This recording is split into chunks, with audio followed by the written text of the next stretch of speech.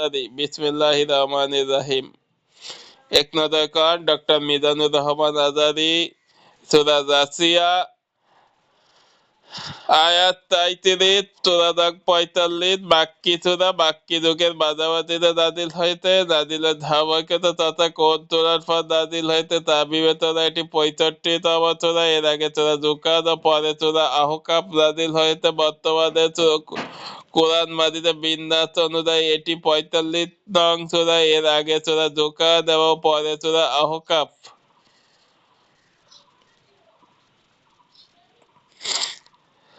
জাসিয়া শব্দের অর্থ হাঁটু গেড়ে বসে থাকা। কিয়ামতের দিন মানুষ আল্লাহর সামনে হাঁটু গেড়ে বসে থাকবে, ঠিক যেমন বিচারকের সামনে বিচার প্রাপ্তি ব্যক্তি নত জাদু হয়ে রায় ঘোষণা প্রহর গুনতে থাকে। এই সূরা 28 নং আয়াতে এই বিষয়টি আল্লাহ আমাদেরকে জানান। তো এই আয়াতে ব্যবহৃত শব্দ জাসিয়া থেকে এই নামটি দেওয়া হয়েছে। মেদস্থি আল্লাহর বিরাট নিদর্শন। 2 কাফিরদের বৈশিষ্ট্য। 3 ভিতর দিবসে কাফিরদের অবস্থা।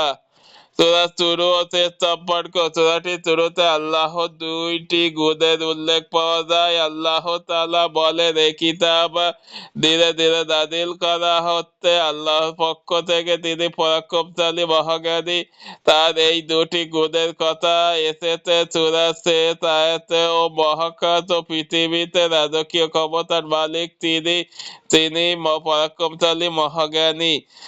অন্য সূরার সঙ্গে সম্পর্ক। এই সূরার আগের সূরা হলো সূরা জুকার, যা কুরআনের আলোচনার মধ্য দিয়ে শেষ হয়েছে। আমি এই কুরআন তোমার ভাষায় সহজ করে দিয়েছি যাতে তারা উপদেশ গ্রহণ করতে পারে। সূরা জাসিয়াও শুরু হয়েছে কুরআন মাজিদে আলোচনা দিয়ে। এই কিতাব নাজিল করা হচ্ছে আল্লাহর পক্ষ থেকে। শানে নুজুল। কাফিররা বলতো আল্লাহ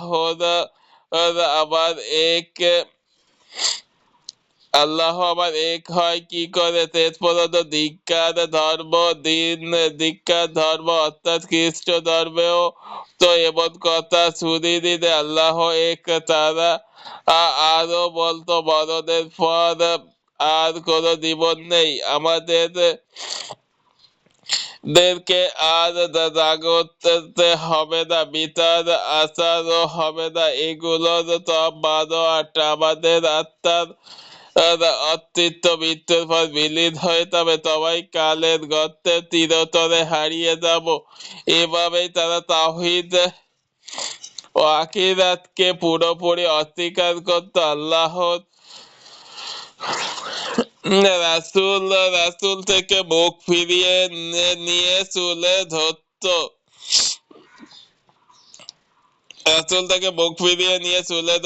নানা আপত্তি আর ভ্রান্তি সব যুক্তি। তাওহীদ ও আখিরাতের উপর তাদের এই সন্দেহ সংশয় দূর করতে এই সূরা নাযিল হয়। আল্লাহর এখানে চমৎকার সব যুক্তি তুলে ধরেছেন। তাওহীদ ও আখিরাতের যে চরম তথ্য, সে ব্যাপারে মানুষকে সতর্ক করেছেন বারংবার। তারপর তারা যারা মুখ ফিরিয়ে রাখবে বা এসব দিয়ে হাসি ঠাট্টা করবে তাদেরকে দিতে হবে তড়া বলল। সেগমেন্ট। আল্লাহর নিদর্শন ও সতর্কতা। পৃথিবীতে আল্লাহর অগণিত নিদর্শন রয়েছে। এসব নিদর্শন নিয়ে চিন্তা করলে আল্লাহর উপর ঈমান আনা সহজ হয়। তবু যারা দেখে না তাদের জন্য মহা শাস্তি। এই 2টি দল 2টি পথে। আল্লাহর অবাধ্য ও আল্লাহর অনুগত। পুরো পৃথিবীর এই 2টি দলের ভাগ হয়ে আছে। 2টি দলের পরিণতি যে দুরকম সে সূরার দ্বিতীয় অংশে ফুটিয়ে তোলা হয়েছে।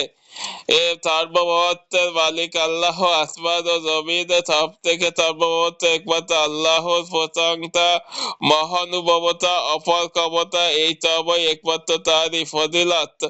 সূরা জাসিয়া হামিম যুক্ত সূরাগুলো একটি যেগুলোর ব্যাপারে আব্দুল্লাহ ইবনু মামুদ রাদিয়াল্লাহু এর বর্ধিত হাদিসে এসেছে, তিনি বলেন, এক ব্যক্তি আল্লাহ রাসূল সাল্লাল্লাহু এর কাছে এসে বললেন, হে আল্লাহর রাসূল, আমাকে কুরআন শিক্ষা দিন।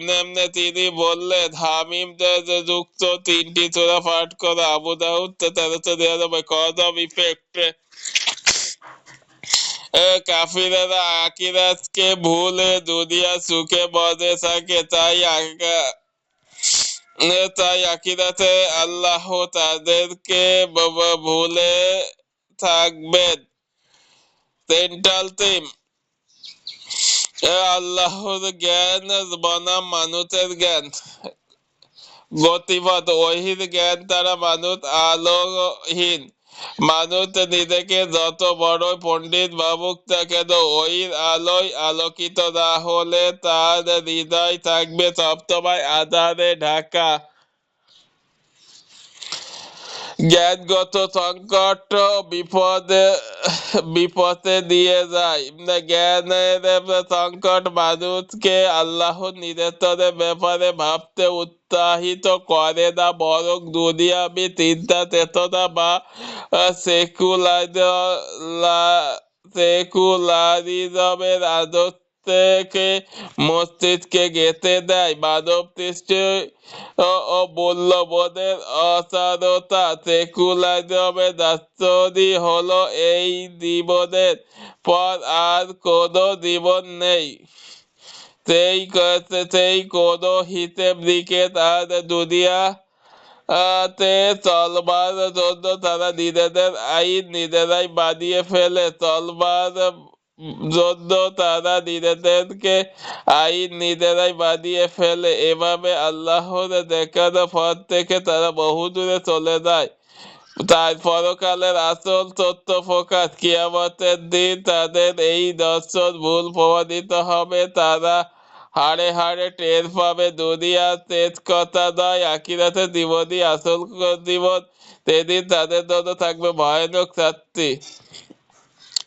ওভারভিউ 1 থেকে 4। কুরআন হলো মহাপরিক্রমশালী আল্লাহর বাণী, আর তার উপর ঈমান আনতে প্রাণী জগতের সৃষ্ট রহস্য নিয়ে চিন্তা করাই যথেষ্ট। 5 থেকে 8। বিবেকবানদের জন্য অনেক শিক্ষা ও আশেপাশে ছড়িয়ে আছে, তারপরও আল্লাহকে অস্বীকার করলে পরিণামে আছে যন্ত্রণাদায়ক শাস্তি। 9 থেকে 11। কাফিরেরা আল্লাহর বাণী নিয়ে হাসি ঠাট্টা করে, অথচ পরকালে তাদের বানোয়াট ঈশ্বরেরা কোনো কাজেই আসবে না। আল্লাহ তাআলা দুনিয়া সবকিছু মানুষের জন্য বানিয়েছেন, ভালো কাজের পরিণাম ভালো, মন্দের ফল মন্দ।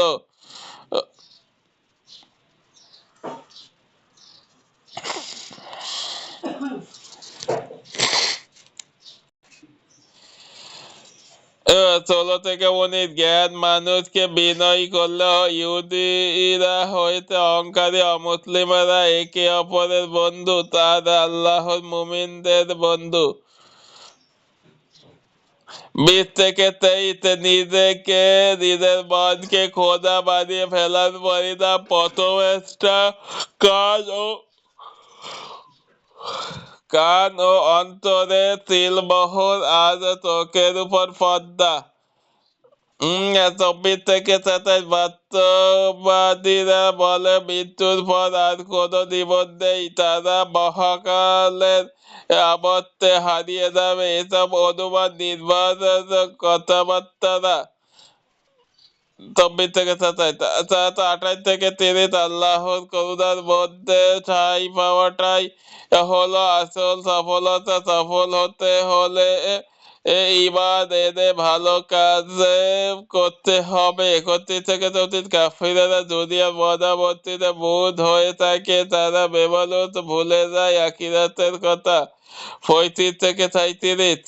কাফিরদের আবাস হবে জাহান্নাম, সেখান থেকে তাদেরকে বের করা হবে না। আল্লাহর সকল ক্ষমতা, পরাক্রমশালী মালিক। কেইস স্টাডি এই সূরা 12 থেকে 13 এসেছে। আল্লাহ তোমাদের কল্যাণে সমুদ্রকে আনুগত্য করে রেখেছেন, যাতে সেখানে তার আদেশে জাহাজ চলতে পারে। তোমরা তাহার কিছু করুণা খুঁজে নিতে পারো। মহাকাশে যাহা আছে আর যাহা আছে পৃথিবীতে সবকিছু তিনি তার পক্ষ থেকে একে তোমাদের কল্যাণে অনুগত করে রেখেছে। যারা গভীরভাবে চিন্তা করে তাদের জন্য এতে অনেক শিক্ষা রয়েছে। সমুদ্রের অতই জলে জাহাজ চলতে পারে কেবল আল্লাহর ইচ্ছেতেই, না হলে নানা বিপর্যয়ের মুখে প্রতিনিয়ত জাহাজজুবির ঘটনা স্বাভাবিক ব্যাপার হয়ে দাঁড়াতো। সমুদ্রের মাছ আর খনিজ সম্পদ কিন্তু আল্লাহর বিশাল এক নিয়ামত। এবার প্রশ্ন, কি শিক্ষা আছে এখানে? আসলে আল্লাহ এগুলো সবই মানুষের উপকারের জন্য সৃষ্টি করেছেন, কিন্তু এত নিয়ামতের বিপরীতে বান্দার করণীয় কি? আল্লাহ চাঁদ এ সময় কৃতজ্ঞতা স্বরূপ আমরা কেবল তার অনুগত্য করি, কেবল তাকে একমাত্র রব হিসেবে মেনে নিই, ব্যাস, আর কিছু না। তাই এই আয়াত দুটো দিয়ে আমাদের গবেষণা স্টাডি করা উচিত। রিফ্লেকশন। যারা আল্লাহ পয়গম্বরকে সত্য বলে মানে তাদের জন্য রয়েছে মহাকাশ ও পৃথিবীতে অনেক শিক্ষা রয়েছে। যেসব লোক সন্দেহমুক্ত বিশ্বাস রাখে তাদের জন্য অনেক শিক্ষা রয়েছে। তোমাদের সৃষ্টি ও দুনিয়া জুড়ে তারই ছড়িয়ে দেওয়া প্রাণীকুলের মধ্যে আর রাত ও দিনের পালাবদল আকাশ থেকে আল্লাহর পাঠানো জীবিকা, যার মাধ্যমে তিনি জমিনে নিষ্প্রাণ হয়ে যাওয়ার পর তাতে প্রাণ সঞ্চয় করেন ও বিভিন্ন দিক থেকে বায়ু প্রবাহ, এগুলো সেসব লোকের জন্য বহু শিক্ষা রয়েছে যারা বিবেক খাটায়। এই সূরার 3 থেকে 5 নং আয়াতে তাওহীদের 6টি দলিল রয়েছে। সেগুলো আল্লাহর শ্রেষ্ঠ মহত্ব, পরিপূর্ণ কুদরত এবং তিনি যে ইবাদত পাওয়ার হকদার তার প্রমাণ বহন করে। দলিলগুলো হলো আসমান জমিনের সৃষ্টি, মানুষ সৃষ্টি, প্রাণীকুল সৃষ্টি, দিন রাতের পালাবদল, আসমান থেকে পানি বর্তন ও এর মাধ্যমে মৃত জমিনকে জীবিত করা এবং বাতাসে প্রবাহিত করা। এ সূরার 21 নং আয়াতে আল্লাহ বলেন, যারা খারাপ কাজে লিপ্ত ও তারা কি ভেবেছে আমি তাদের জীবন ও মৃত্যুকে সেসব লোকের জীবন ও মৃত্যুর মতো বানিয়ে দেব যারা ঈমান এনে ভালো কাজগুলো করে যাচ্ছে। ভালো লোক আর খারাপ লোকের চলাফেরা, ওঠা বসা, জীবনযাপন সবাই আলাদা, বিপরীত মুখী। একজন মানুষের উপর জুলুম অত্যাচার করে জমিনে ফাসাদ সৃষ্টি করে বেড়াচ্ছে, অন্যজন অভাবীদেরকে খাবার খাওয়ায়, নিপীড়িত মানুষের সাহায্য করে। একজন নিজের মন মতো জীবন কাটায়, আরেকজন রবের দেওয়া বিধানের জীবন সাজায়। দুনিয়ার বিচার হয়তো দুজনের মধ্যে খুব একটা পার্থক্য দেখা যাবে না, কিন্তু আখিরাতে দুজনের পথ হবে দুদিকে। একজন থাকবে জাহান্নামে ভয়ানক শাস্তির ভিতরে, আরেকজন থাকবে জান্নাতে অফুরন্ত শান্তি, সুখের ও সন্তুষ্ট অবস্থায়। দেখুন ইবনে কাসির তাফসীর 6-511।